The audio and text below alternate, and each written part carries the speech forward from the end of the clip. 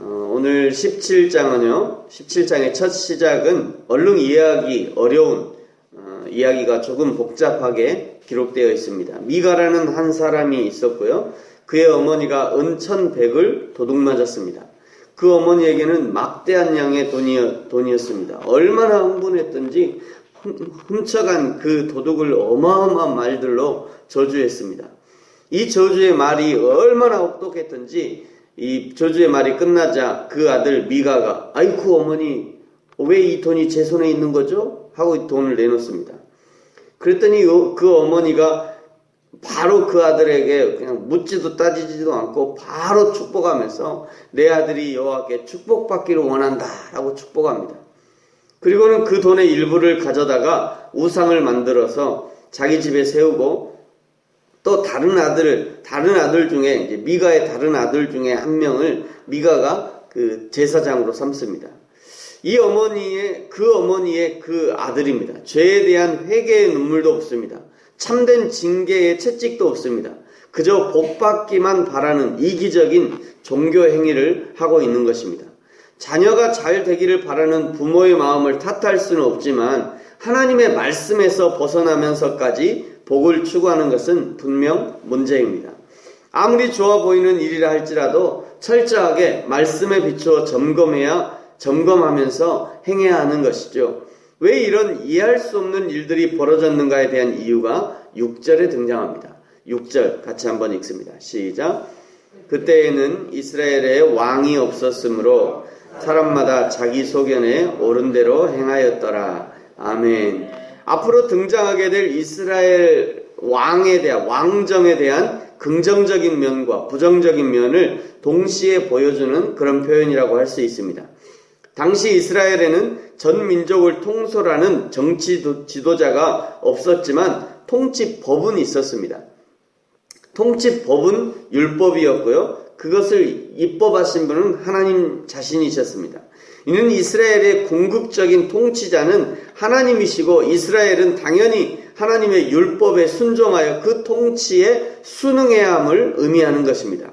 그렇게 할 때 모든 백성의 결속은 자연히 이루어지는 것이고요. 하나님의 보호하심은 늘 함께하는 것이죠. 그러나 이스라엘 백성은 하나님의 말씀에 순종하지 않고 단지 이방의 나라들의 세속적인 왕정 제도를 통해 당면 과제들을 해결하고자 했던 것입니다. 사랑하는 성도 여러분, 우리의 진정한 왕은 오직 여호와 하나님 한 분이심을 믿으시기 바랍니다. 오직 하나님의 통치 아래에 있을 때만 우리는 진정한 자유와 행복을 누릴 수 있는 것입니다.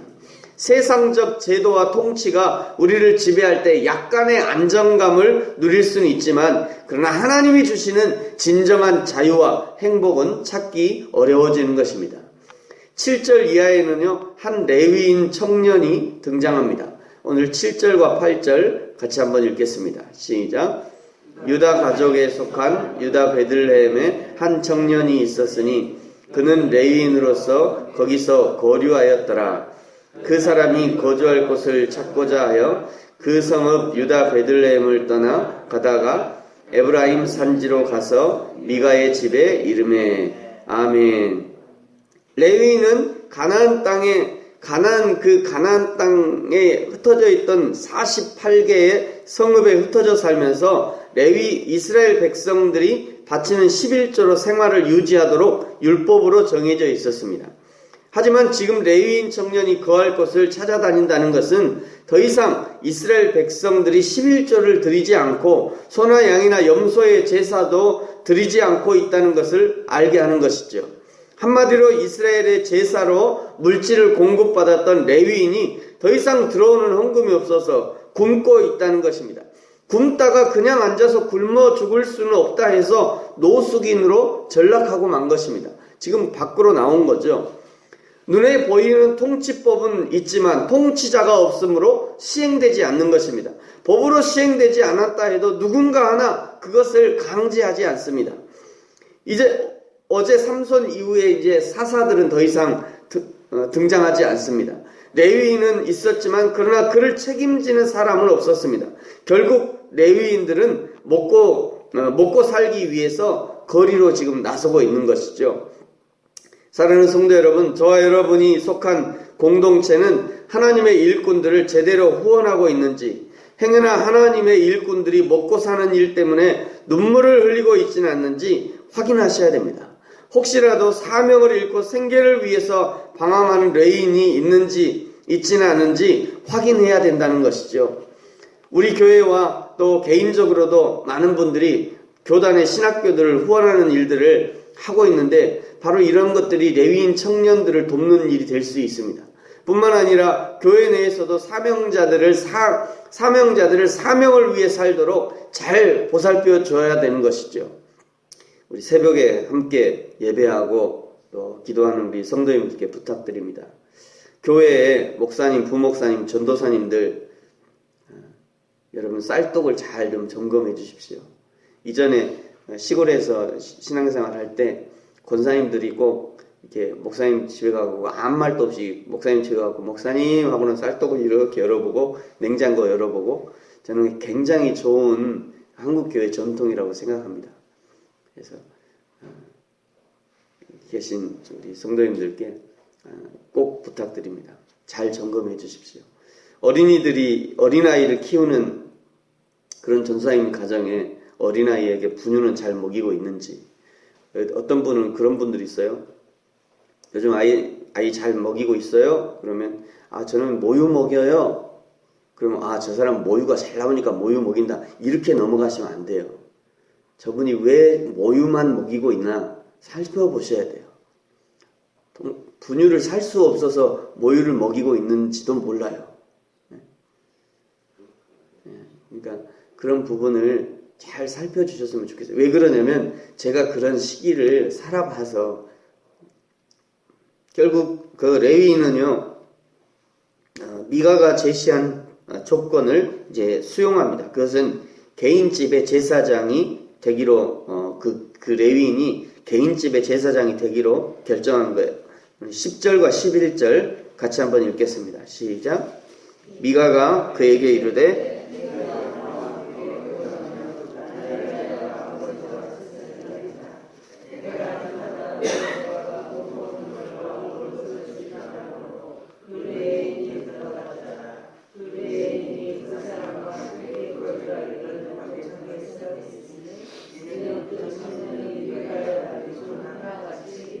아멘.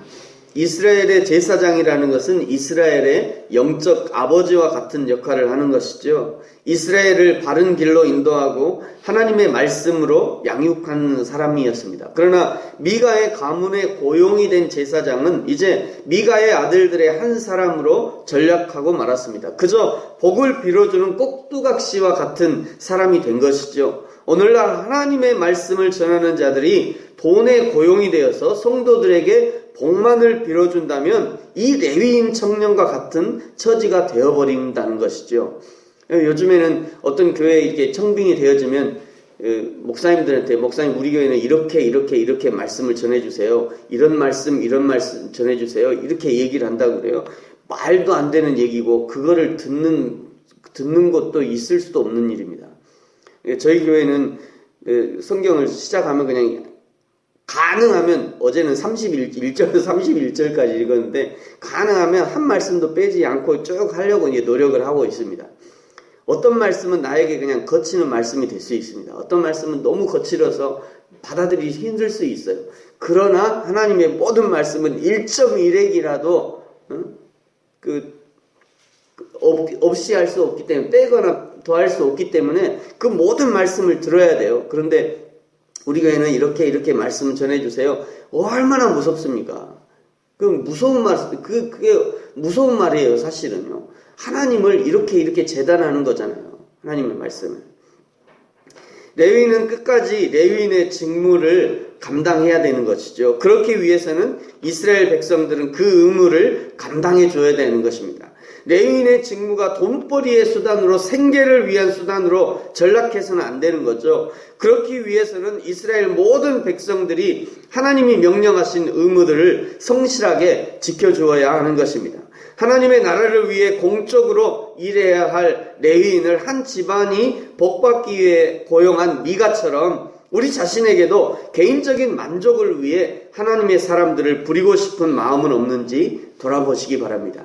오늘 사사기 17장은요, 미가라는 한 사람을 통해서 이스라엘 전체의 문제를 보여주고 계십니다.